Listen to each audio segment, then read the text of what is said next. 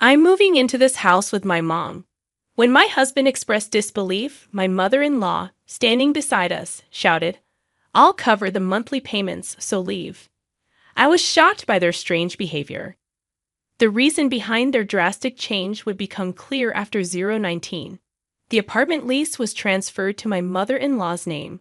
I'm called Summer, and I turned 34 this year. My late father chose the name Summer because I was born during that season, and he cherished me deeply. He owned a small factory known for his grinding technology, and I admire his strong presence. Despite my mother scolding me for playing there, my father always took the time to explain his techniques to me. My father's factory faced trouble when the bank tightened loans, resulting in mounting debts despite his excellent skills. The bank considered the old factory not worthy of a loan. Eventually, due to the increasing debts, my father took his own life in the factory. Left with me in elementary school when mother fled the town, and we started living quietly elsewhere. My mother also passed away during my high school years due to the years of hardship, leaving me resentful of the world. However, what kept me going and prevented me from losing hope was the strong desire to showcase my father's skills to the world. I worked hard, earned a scholarship, completed high school, and managed multiple part-time jobs to cover living expenses while studying engineering at a public university. I met Jason, my husband, during university. He was a bit disorganized and often asked for my lecture notes. Since I didn't have many friends in university, Jason's friendly approach gradually drew me to him. Unlike other men, he wasn't put off by my assertiveness. He deeply respected me, saying, "Summer, you're amazing." It gave me a warm feeling, reminiscent of when my father praised me. After graduating from university, Jason secured a job at a small to medium-sized enterprise, while I joined a large corporation. We moved in together right after graduation. Jason took the initiative in household chores, which was a huge help as I was busy with work. 6 years later, at the age of 28, armed with skills and connections, I embarked on realizing my dream of reviving my father's small factory. Jason, always supportive, cheered, "Finally, your dream is coming true." Although marriage had been a topic over those 6 years, I insisted on waiting until my dream materialized, and he patiently waited. To kickstart the project, I raised funds through crowdfunding, leveraging my identity as a female engineer.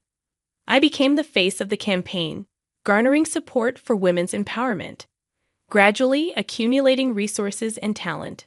4 years later, I successfully breathed new life into the small factory. Knowing the bank's reluctance to fund an old factory, I equipped it with cutting-edge machinery, focusing on a clean, modern appearance, creating a workplace where women could feel comfortable. The business took off smoothly, swiftly ascending to the ranks of top-tier factories. To the world, I might have seemed like a fortunate female success story, but it was the outcome of my unwavering effort. Only Jason, my companion since university, truly understood this. Unfortunately, instead of rejoicing in my achievements, Jason, who faced challenges in his job at the small to medium-sized enterprise, lagged behind his peers, and remained a regular employee, grew increasingly cynical. He started envying others, and whenever we met, he'd express his discontent, saying things like, "You're doing well," or "You deserve someone better than me." I consistently reassured him that my success was thanks to his unwavering support. Although unsure if I would have succeeded without him, he remained unconvinced. So, as proof, I decided to marry him and assured him he could stay just the way he was. What I desired from him was tranquility and solace, an innocent heart genuinely moved by my endeavors. However, perhaps things change after a decade as a working adult. I hoped marriage would bring peace to his heart, but little did I know it would have the opposite effect, leading to days filled with regret. When our marriage was arranged, we promptly visited both families. I had the impression that Jason's family, being a typical office worker's household, must be cheerful since Jason grew up there. However, the reality was starkly different. Their home was a 50-year-old wooden structure, showing signs of wear and tear, seemingly on the verge of collapse. Upon seeing me, Jason's mother gave me a sharp look and remarked, "So, you're the rich president everyone's talking about." Having seen my face in the media during fundraising, she seemed to interpret my well-dressed appearance as an arrogant display of wealth. "Jason has been under your care quite a bit, hasn't he? Oh, how thankful we are. Please come in, even though it's dirty," she continued sarcastically, leading me inside. Jason, standing behind me, shrugged as if it were routine and nudged me forward. Jason's father, perhaps unintentionally, wore a worn-out, lint-covered outfit and took a seat on the sofa. "Oh, sorry about this. We were raised this way, different from some rich folks," he apologized, offering a seat. I felt like I had ventured into enemy territory alone, but Jason sat quietly beside me, offering no support. His parents would counter, "That's how rich people are different from us commoners," to anything I said, making any meaningful interaction nearly impossible. Later, I inquired with Jason about his parents' aversion to the wealthy. He confirmed it, revealing that he had held such sentiments since childhood. Whenever he saw a large house, he'd comment, "They must have done something bad to build that. Rich people are definitely up to no good. They don't have a heart. Those born into rich families always look down on us commoners. Don't associate with such people." He harbored a strong dislike for the affluent, and his parents even scolded him for befriending a classmate from a wealthy landowner's family. Despite not growing up wealthy and having once envied the rich, I was curious about the origins of such sentiments. It turned out Jason's parents didn't approve of our relationship. His mother frequently accused me of exploiting him, and his father taunted him, saying, "Don't let a woman oppress you." While Jason's growing bitterness as I succeeded might have been influenced by his parents, my wealth was dedicated to fulfilling my late father's dream, not to belittle or take advantage of others. Although Jason had explained this, my success seemed to overshadow everything else in their eyes. I was determined to help them understand me, but no matter my efforts, they would quickly dismiss it, saying, "That's how rich people are." Even the gifts I sent were met with sarcasm. Slowly, I grew distant from my in-laws, while Jason began spending more time with them, especially after his father fell ill 2 years into our marriage. Despite sharing a home, our interactions became minimal. Then, out of the blue, Jason announced, "I quit my job because housework is too demanding." His unilateral decision angered me, considering our lack of communication, making us seem like a couple in name only. Although he claimed to be busy with housework, he often went out, seemingly to the casino. When I brought this up, he retorted, "Just hire a housekeeping service. I'm not your servant, and you have the money, so it's fine." I was left speechless. About 2 months after his father's passing, Jason and his mother, wearing solemn expressions, appeared at my house. Jason declared, "I'm moving into this house with my mom." As I stood there in shock, my mother-in-law, positioned behind me, stepped forward and shouted, "I'll cover the monthly payments to leave." Surprised, I blurted out, "Wait, please.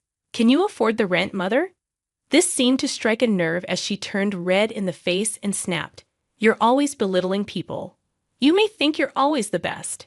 We have our ways too. We won't be looked down on forever." Jason also snorted in contempt. "I won't always bend to your wishes. I'll chart my own path," he declared. Faced with their strong attitudes, I came to the realization that dealing with them was becoming impossible. Reflecting on everything that had unfolded, I reluctantly agreed, "Fine, I'll move out next month." However, my mother-in-law interjected, "Not next month, leave by next week. My moving stuff will arrive." Her schedule was unreasonably tight, and she had already planned her move without waiting for my final decision. What was she thinking? As I hesitated, she casually remarked, "You're wealthy, just hire someone to move for you." It wasn't about the money. It seemed they couldn't look past the notion that being affluent makes you less human. I started to ponder, why don't they find a new place? This is my rental. But as if predicting this, my mother-in-law countered, "This is Jason's place. Just because you make some money, don't get too carried away." It was evident she disliked that I earned more than Jason. Glancing at Jason once more, I saw a man so different from when we first met, his face contorted and unappealing. His appearance became repugnant, and I questioned why I had married him in the first place. In that moment, a strong desire to leave and not share the same air with them overcame me. This, I thought to myself, is the moment one decides on a divorce. Turning away from them, I calmly stated, "Fine, I'll move out this weekend. We'll handle the paperwork." At that, they exchanged triumphant glances, almost reveling in the feeling of defeating a longtime adversary. It felt strangely liberating.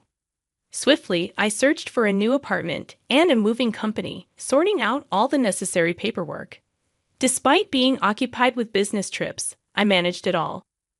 Upon returning home to find Jason asleep and treating me as if I were invisible over the weekend, he emotionlessly signed the divorce papers, and my former mother-in-law signed the lease agreement with the real estate agent. I wondered if she even considered the $6,000 rent. So I left the luxury condo, moving out solo. Naturally, I opted for a high-security apartment, a one-room space sufficient for one person. Considering it an opportunity, I let go of many possessions, feeling a sense of renewal. Having the freedom to decorate as I pleased was a pleasant change. I immersed myself in interior decorating for my new apartment, or more accurately, I had to immerse myself to avoid going insane. Never did I imagine that my long-standing relationship with Jason would conclude in this manner. We used to be each other's support during our financially challenging college days. The distortion that gradually crept in over time is quite unsettling. However, a shocking revelation shook my understanding of the situation.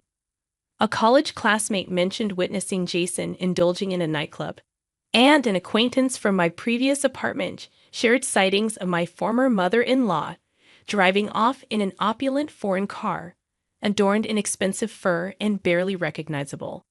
The irony was profound. Despite their disdain for the wealthy, they had achieved affluence themselves after I left. Then, out of the blue, 2 months later, Jason called me, sounding almost in tears, and pleaded, "Please help me." I was utterly bewildered. After unilaterally driving someone away, now seeking help, it seemed a terrible twist of fate. Driven by curiosity, I inquired about the situation. Jason began pouring out his story as if a dam had burst. It all started 3 months ago when my former mother-in-law, in a state of excitement, informed Jason, "Guess what? $3 million. We won $3 million. She had been buying lottery tickets annually, and this time, luck was on their side. Shocked, Jason asked, "Really?" And she confidently replied, "Absolutely. I checked it many times. We're rich now, no more being ridiculed by the wealthy. God has been watching over us." Jason fully believed her. She continued, "Now you can break free from that woman's slavery, Jason. She's got a young man on the side, you know. Leave her something." In the thrill of the moment, they both decided to sever ties with me, united in the notion of driving out the perceived devil. Subsequently, they moved into a luxurious condo, reveling in their newfound affluent lifestyle. Jason depleted his savings, and his mother spent her late husband's inheritance extravagantly. However, their joy was short-lived when, upon attempting to cash the lottery ticket, the bank informed them that it was from the previous year, not the current one. Despair engulfed them as it was revealed that the mother had mistakenly checked this year's numbers on last year's ticket. Their hesitation to cash it immediately, fearing my potential claim in the divorce, backfired. Stunned, my response was a simple, "That's unfortunate." And as I prepared to end the call, Jason desperately inquired, "Can I seek compensation, right?" I couldn't fathom the audacity. Compensation? You were the one making baseless accusations, quitting your job and claiming compensation for housework you didn't do. I never requested him to quit his job, and instead of contributing to household chores, he was squandering his time gambling. My anger flared, and I couldn't hold back, yelling, "Don't be absurd, you lazy husband." My sudden outburst surprised Jason, evident in the fear discernible over the phone. If anyone deserves compensation, it's me being kicked out like that, enduring constant complaints about the wealthy from a jealous mother and son who never made an effort. Having aired my grievances, I felt a sense of relief and hung up. The lottery ticket blunder was a foolish mistake. Well, they are just another family to me now. Their fate is of no concern to me. 3 days later, a familiar figure appeared in front of my factory. It was my former mother-in-law, disheveled and clad in worn-out clothes. She seemed like a victim as she suddenly knelt, pleading, "Please, please. I can't afford the $6,000 rent. Please come back." Letting out a sigh, I responded, "Didn't you read the documents? You should check things more carefully. First, the lottery ticket, and now this." She looked up resentfully, saying, "Are you going to abandon this unlucky mother and son?" I shook my head, stating, "Luck is something you create. I've forged my own luck." "What have you been doing?" Dumbfounded, she slumped, and I walked past her without offering assistance. Glancing back after a while, she was still seated there. I didn't look back again and continued on my way. Later, I learned that Jason and his mother were evicted from the luxury condo. They relocated to a dilapidated wooden apartment, working tirelessly in part-time jobs, having depleted all their savings. Meanwhile, I intensified my focus on work, and my factory expanded beyond a small-scale operation. I acquired a larger plot nearby to construct a new factory with facilities for parental leave and childcare. Although I can't share this progress with my parents, witnessing happy families with children at work brings back memories of my childhood and fills me with joy.